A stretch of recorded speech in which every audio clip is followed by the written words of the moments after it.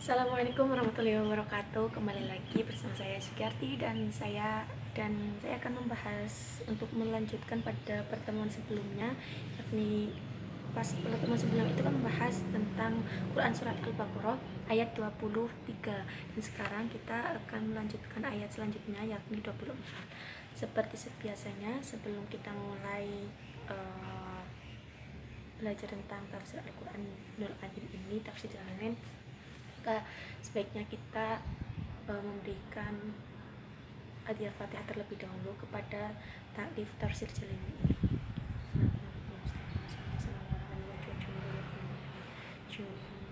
Bismillahirrahmanirrahim. Alhamdulillahirabbil alamin. Arrahmanirrahim. Maliki yaumiddin. Iyyaka na'budu wa iyyaka nasta'in.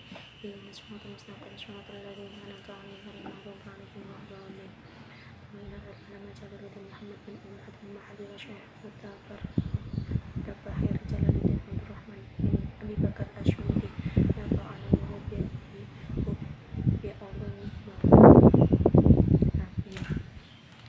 Nah, selanjutnya kita akan lanjut untuk ayat ke-24.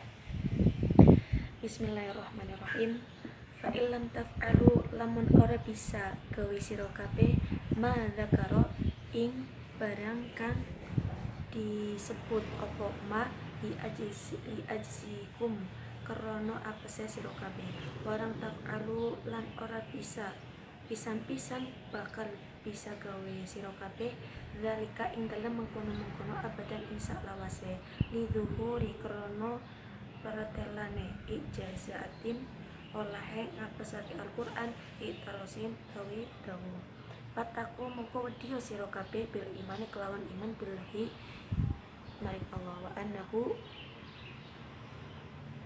lan satemene Al-Qur'an iku laisa ora ono apa Al-Qur'an mingkalamil basyir iku setengah saking dawuhe manungsa annaro ing neraka allati kang wakuduha utawi urup-urupe annasu iku manungsa al-kafir tegese wong kafir wal hijarah lan watu wal hijarah lan watu ka asnamihim kaya pira-pira berhalane wong kafir minha hale tetep saking hijarah yakni ngersokake sapa Allah anha ing satuhune anar iku mafrudatun banget panase al hirara apa hirara takut tu kang murup-murup wa anar bima kelawan barang zakaro kang ditutur imma kanari ora kaya nerakane dunia laka nari dunia ora kaya nerakane dunia takut tu kang murupake murup apa geni dunia bil tapi kelawan kayu wanahwa lan sabadiane kayu uiddaj dicawisake apa neraka hayata tegese dicawisake apa neraka lil kafiri maring wong kafir ya yu'adzibuna hale disiksa sapa wong kafir bima kelawan neraka jumatun utawi dawuhe iku dadi jumlah mastanifatun kang digawe kawitan au halun utawa dadi hal lazimah lazim.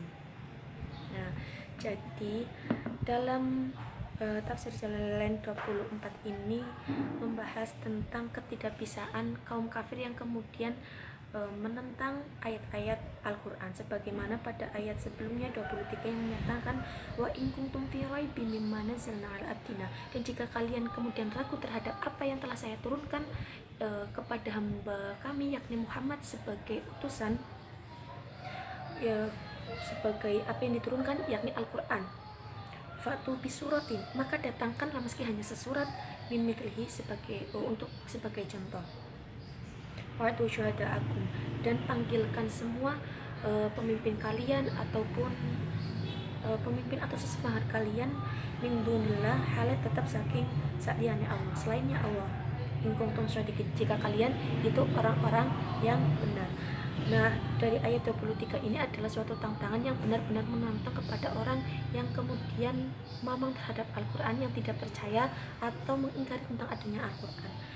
Maka yang mereka, ketika mereka tidak mempercayai adanya Al-Quran, ditantang oleh Allah, buatlah meski sesurat saja yang itu akan menyamai keindahan bahasanya Al-Quran, struktur bahasanya, keindahan syairnya, dan juga di dalamnya itu mengandung khobar, dengan mengandung khobar yang akan terjadi benar-benar. Maka dibalas kembali, fa'ilam taf'alu, maka sesungguhnya kalian itu tidak bisa melakukannya, walam taf'alu, dan tidak sama sekali bakal kalian itu bisa membuatnya, dzalika abadan, karena situ insya selamanya. Fattaku, maka bertakwalah kalian kepada Allah dengan beriman. Fa innahu laisa min kalamil basyar, karena sesungguhnya Al-Quran itu bukanlah sebagian dari kalamnya manusia. An-narul lati, maka terperdaya kalian dari neraka, allati waquduhan nas, yang kemudian di dalamnya itu terdapat manusia, yang menjadikan waqudu menjadi urup-urup atau menjadi bahan bakar. Bahan bakarnya dalam neraka itu adalah manusia. Yang dimaksud manusia itu siapa? Yaitu al-kafir, tegese wong kang kafir, orang yang mengingkari Al-Quran, yang tadi disebutkan di ayat 23, bahwa mereka yang kemudian mamang terhadap isi Al-Quran, mamang bahwa mereka itu menyatakan Al-Quran itu hanyalah sabdanya Nabi Muhammad saja, bukan firman-Nya Allah, maka mereka menjadi waquduhan, menjadi urup-urup neraka, wal hijar, dan batu-batu, ka asnamihim, kaya berhalane al-kafir. Apa yang dimaksud dengan batu-batu itu? Yakni yang dimaksud dengan batu-batu itu adalah yang menjadikan mereka orang kafir-kafir dulu kan menjadikan berhala, membuat berhala dari batu-batu. Maka dalam tafsir jalan ini menjelaskan yang dimaksud hijarah ini adalah berhala-berhala mereka yang terbuat dari batu akan menjadi bahan bakar bersama manusia-manusia yang kafir di dalam neraka, seperti itu. Yakni annuhum mafrudatul khirar taqdi tukut tatakuddu bima dzakara, yakni yang disebut itu adalah sesungguhnya neraka yang kemudian yang dijadikan bahan bakarnya itu dari manusia dan batu-batu atau berhala itu panasnya luar biasa, mufratun, yaitu banget panasnya, lebih panas, sangat panas sekali. Dzakara bima dzakara, sebagaimana yang telah disebutkan sebelumnya. Laka naritunya, tidak seperti panasnya di dunia. Tatakotu kang murup opo neraka dunia, murup geninya dunia itu bil khotbi, kelawan kayu wanahuha. Jadi yang dimaksud anar fatakun narul lati waquduhan nas wal hijarah, yakni neraka, menunjukkan bahwa di dalamnya itu yang menjadikan bahan bakar adalah manusia yang kafir, orang-orang yang kafir, dan berhala-berhala atau batu-batu yang menjadikan mereka itu kafir terhadap Allah, yang maksudnya itu memberikan suatu isyarat bahwa di dalamnya itu sangat panas sekali, tidak seperti api yang ada di dunia yang sebagaimana halnya dari bahan bakar kayu dan sejenisnya, baik itu dari tumbuhan jati ataupun bambu, kemudian apalagi dan lain sebagainya pokoknya. Selain tapi itu lebih, yang di neraka itu lebih panas daripada api yang ada di dunia, seperti itu. Uiddat hayata, dicawisake opo sihir opo neraka, tegese dicawisake opo neraka, yakni uiddat itu memang sudah disediakan kepada orang-orang yang kafir. Jadi neraka itu telah disediakan oleh Allah, yang disediakan oleh orang-orang yang mengingkari Al-Quran. Lil kafir, siapa yang orang yang kafir? Yakni orang uiddat disediakan kepada siapa? Lil kafir, kepada orang-orang yang kafir, maring wong kang kafir. Yu'adzibu nabima, hale disiksa sapa wong kafir ing dalam neraka. Ketika kemudian Allah telah menyediakan neraka itu kepada orang kafir, apa yang dilakukan di dalam neraka? Yakni disiksa oleh Allah di dalam neraka. Dari al-kafirun itu menjadi jumlah musta'nafatun kang digawe kawitan, au halun lazimah, atau menjadi hal lazimah. Maka dalam ayat 24 ini menunjukkan bahwa Allah ini membuat suatu peringatan, membuat suatu pertentangan ataupun tantangan kepada orang-orang yang kafir dengan sebenar-benarnya. Kalau kalian tidak percaya, ya buatlah Al-Quran atau sepadanya Al-Quran, meski hanya sesurat saja. Tetapi dibalas lagi oleh Al-Quran, sesungguhnya kalian itu tidak bisa melakukannya dan sama sekali tidak akan pernah bisa selamanya. Maka Allah yang kemudian menciptakan akal manusia menentang kepada manusia yang diberi akal untuk memilih apa yang mereka pikir lebih baik dan sebagainya. Maka Allah menentang mereka yang kemudian mereka tidak mempercayai firman Allah atau mereka meyakini bahwa Al-Quran itu hanyalah sabdanya Nabi Muhammad, padahal itu adalah firman-Nya Allah. Dan kalau mereka mengingkari, maka Allah menantang mereka untuk membuat sesurat saja, dan ditantang lagi bahwa sesungguhnya kalian itu tidak akan pernah bisa. Karena apa? Karena tadi di pertemuan sebelumnya bahwa Al-Quran itu mempunyai keindahan bahasa yang sangat indah dan mempunyai di dalamnya itu kabar yang sangat luar biasa. Jadi meskipun sebagaimana Nabi palsu Musailamah Al-Kadzab menyamai Al-Quran, membuat ataupun mengada-mengada bahwa dia itu mau diberikan wahyu seperti Al-Quran, kalau itu bahasanya masih tidak bisa menyamai Al-Quran. Sudah jelas sekali itu buatan Musailamah Al-Kadzab. Sebab apa? Beda sekali dari sisi kebahasaannya, struktur keindahan bahasanya, kemudian kabar berita, khobarnya di dalam ucapan Musailamah Al-Kadzab seperti itu. Jadi tidak ada sama sekali satupun yang bisa menandingi Al-Quran seperti itu. Maka ketika kalian tidak bisa menandingi Al-Quran ataupun menyamai Al-Quran, maka jangan kalian mengingkari Al-Quran. Kenapa? Karena itu sama saja tidak mempercayai Allah. Maka ketika kalian tidak mempercayai itu, janganlah kalian berbuat yang neko-neko. Maka fattaqullah, maka hindarilah kalian dari neraka, atau takutlah kepada Allah. Sebab Allah itu sudah menyediakan di dalam api neraka yang di dalamnya itu terdapat huruf-hurufnya itu sebagai manusia.